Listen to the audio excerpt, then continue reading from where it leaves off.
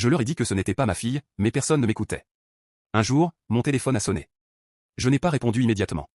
Au deuxième appel, j'ai décroché. C'était l'hôpital. La femme au bout du fil m'a annoncé que ma fille avait eu un grave accident de voiture et que je devais me rendre à l'hôpital immédiatement.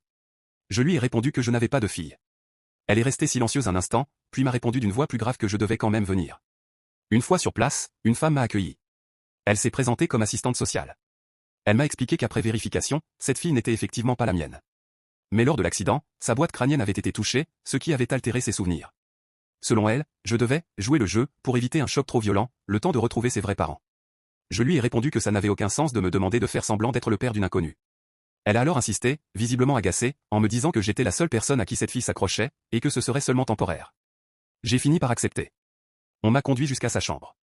Quand je suis entré, je l'ai vue, allongée sur le lit, affaiblie, couverte de bleu, avec un pansement et même un trou visible dans sa tête. Pour la première fois, j'ai ressenti une véritable peine pour cette fille que je ne connaissais pas.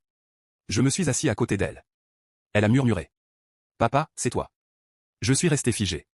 Quelques minutes plus tard, je suis sorti de la chambre et j'ai demandé à une infirmière si ses parents avaient été contactés. Elle m'a répondu qu'ils n'avaient pas donné suite aux nombreux appels de l'hôpital. Les jours suivants, je venais la voir après le travail. Son état s'améliorait de jour en jour, mais ses parents restaient injoignables. Elle, en revanche, semblait toujours persuadée que j'étais son père. Cette situation devenait de plus en plus lourde à porter. Un jour, alors que l'assistante sociale, visiblement épuisée, était avec moi dans la chambre, son téléphone a soudain sonné. C'étaient ses vrais parents. L'assistante sociale a décroché et a mis le haut-parleur pour que leur fille puisse entendre. Sa mère a demandé si son état était stable. L'assistante sociale a répondu que oui. La mère a simplement dit « Parfait ». Puis elle a raccroché. Nos regards se sont tournés vers la jeune fille. Des larmes coulaient sur son visage meurtri. Je n'avais jamais ressenti autant de peine pour quelqu'un. Je suis retourné la voir plus tard dans la soirée. Elle semblait un peu moins blessée que les jours précédents. Pour la première fois, nous avons vraiment parlé. Elle m'a dit « Désolé ». Je n'ai pas répondu.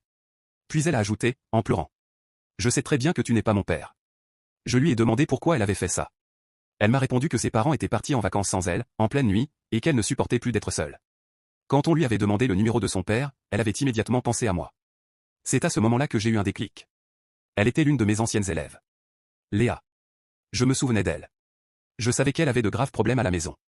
Elle m'a expliqué que, cette nuit-là, elle avait tenté de mettre fin à ses jours en prenant la voiture.